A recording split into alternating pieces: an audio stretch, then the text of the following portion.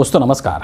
नेता प्रतिपक्ष राहुल गांधी ने दो ऐसे काम किए हैं जिसको लेकर के पूरे देश में चर्चा हो रही है और आज इस वीडियो के अंदर हम लोग उन्हीं दो बिंदुओं के ऊपर डिस्कशन करेंगे, चर्चा करेंगे और बेहद महत्वपूर्ण है और सीखने वाली भी चीज़ है। सामान्यतः हमने अभी तक ऐसा देखा है कि राहुल गांधी अपने राजनीतिक जीवन में, जहाँ तक मुझे जितना याद है, कभी वो स्मृति ईरानी का नाम वो नहीं लेते हैं, अपने भाषणों में भी नहीं लेते हैं, चुनाव प्रचार करते हैं या कभी भी अगर प्रेस ब्रीफिंग भी कर रहे हैं, प्रेस कॉन्फ्रेंस भी कर रहे हैं तो कभी वो स्मृति ईरानी का नाम लेते हुए उनको नहीं सुना गया है।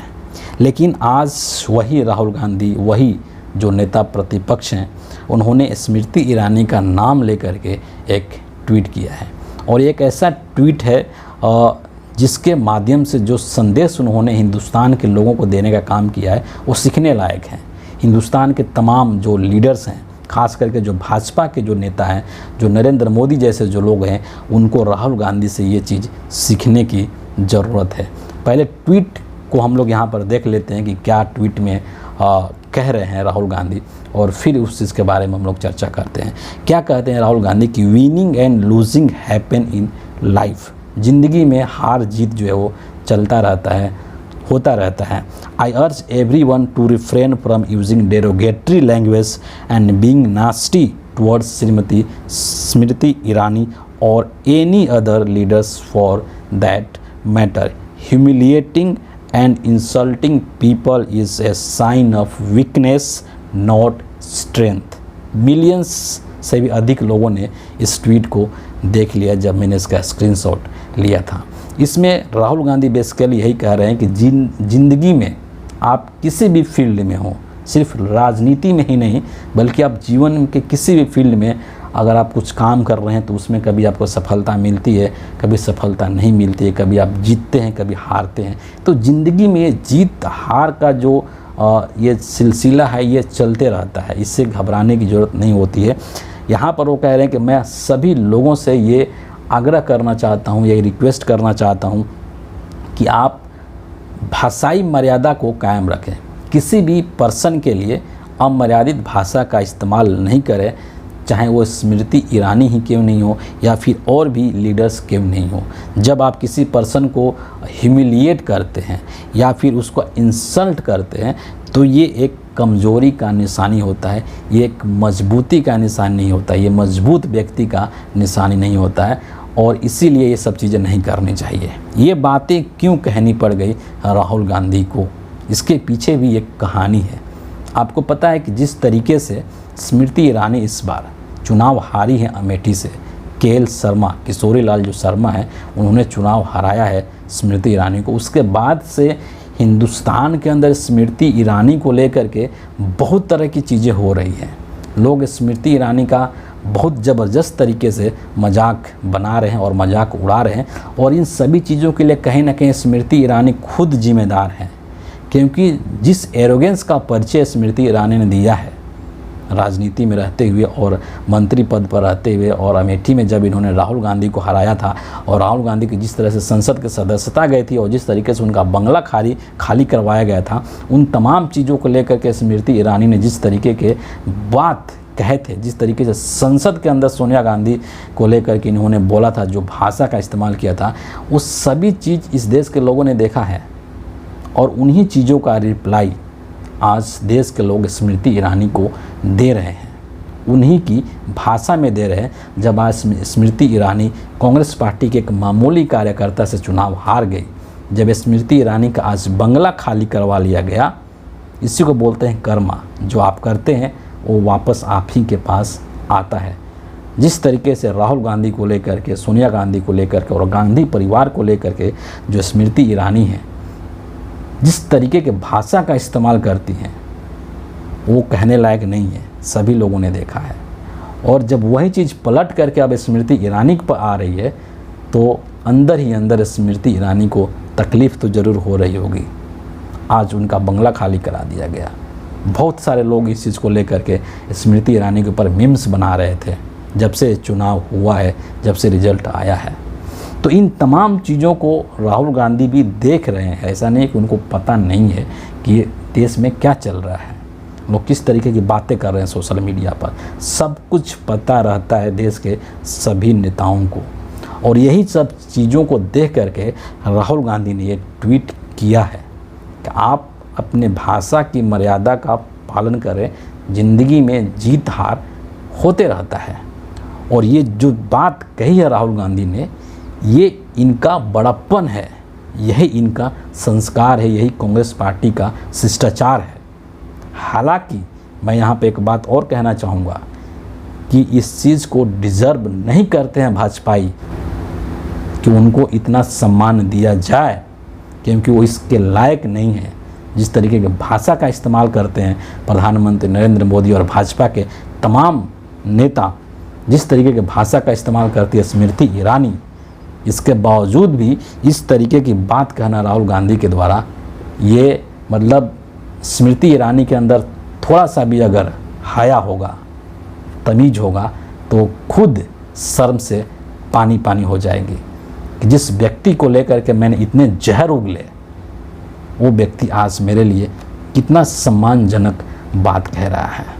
लेकिन मुझे ऐसा नहीं लगता है कि बीजेपी के जो नेता हैं उनके अंदर किसी भी तरीके का कोई परिवर्तन होगा या वो इस चीज़ से सीखने की कोशिश करेंगे। मुझे ऐसा नहीं लगता है, ये उनके संस्कार में भी नहीं है। बीजेपी के नेताओं के संस्कार में बदतमीजी है, भाषाई जो अमर्यादा है, जितना आप अमर्यादित भाषा का इस्तेमाल कर सकते हैं भाजपा के लोग उतना करते हैं। उनका जो शीर्ष नेतृत्व है जिसको कि तमाम भाजपाई फॉलो करते हैं, वही भाषाई मर्यादा का जब ख्याल नहीं रखता है तो बाकी भाजपा के जो नेता हैं वो कहाँ से ख्याल रखेंगे।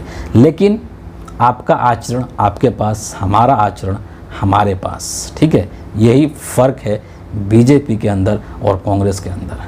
यही चीज़ दोनों पार्टियों को अलग करती है, दोनों पार्टी के विचारों को अलग करती है, उनके व्यवहार को अलग करती है। ये पहला चीज़ है जिसको लेकर के देश में अभी चर्चा हो रहा है।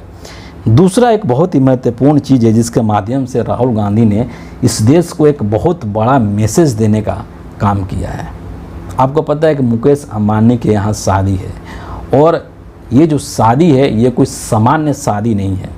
इस शादी के अंदर न सिर्फ हिंदुस्तान के तमाम बड़े लोग, तमाम फील्ड के सभी बड़े लोग शरीक हुए, बल्कि विदेशों के भी बड़ी से बड़ी हस्तियां भी इस शादी में शिरकत की, यहाँ पर आए। लेकिन गांधी परिवार के तरफ से वहाँ कोई नहीं गया, जबकि आपने वो दृश्य भी देखा होगा जब मुकेश अंबानी खुद अपने बेटे के साथ 10 जो राजपथ है, जो सोनिया गांधी और राहुल गांधी का निवास स्थान है, उस निवास स्थान पर गए थे शादी का कार्ड देने के लिए। खुद चल करके आए थे मुकेश अंबानी। इस तरीके का दृश्य आप पिछले 10 सालों में नहीं देखे होंगे, जब देश का इतना बड़ा औद्योगिक घराना खुद चल करके कांग्रेस पार्टी के नेताओं के पास आया हो। लेकिन 2024 में ये चीज़ हुआ, जो कि अपने आप में बहुत कुछ कह जाता है। और उसी वक्त में जब मुकेश अंबानी सोनिया जी के घर पर थे, राहुल गांधी के घर पर थे, उसी वक्त राहुल गांधी अपने घर से निकल करके और दिल्ली के अंदर मजदूरों से मुलाकात कर रहे थे। उन्होंने मुकेश अंबानी से मिलना भी उचित नहीं समझा, उनसे बात करना भी उचित नहीं समझा।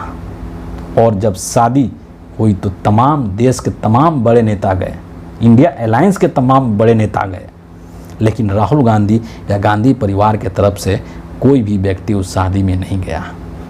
मैसेज बहुत क्लियर एंड लाउड है, और इसको अगर मैं पूरे देश के नज़रिए से आपको अगर मैं कहना चाहूँ तो राहुल गांधी ने सीधे तौर पर उस शादी में न जा कर के और मुकेश अंबानी के उस निमंत्रण को, उस इनविटेशन को ठुकरा करके सीधे तौर पर देश को ये मैसेज देने का काम किया है कि हम इस देश के जो उद्योगपति हैं उसके सामने झुकने वाले नहीं हैं।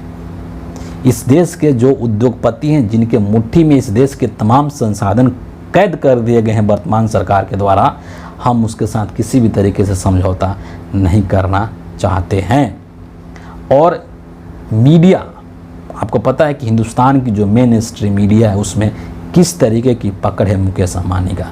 गोदी चैनल्स मुकेश अंबानी के हैं, तमाम गोदी चैनल्स मुकेश अंबानी के, और उन गोदी चैनल्स पर क्या चीज़ें चलती है ये भी ये देश जानता है।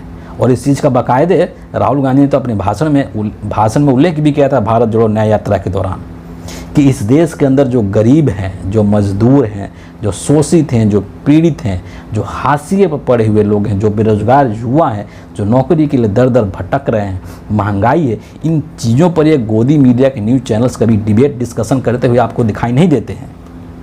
लेकिन यही न्यूज़ चैनल्स अपने न्यूज़ रूम के अंदर, अपने टीवी पर ये लोग मुकेश अंबानी की शादी दिखाते हैं कि उसके लड़के ने देखो कितने करोड़ रुपए की घड़ी पहन रखी है।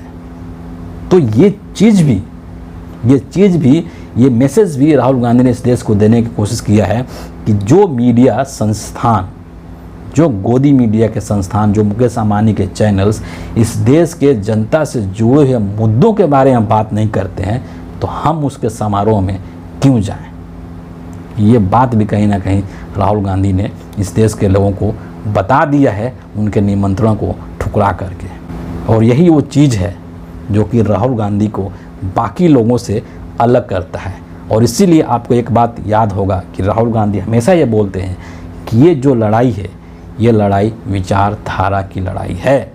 और यही विचारधारा है, यही विचार है कि आप अपने स्टैंड पर कितनी दृढ़ता के साथ खड़े हैं।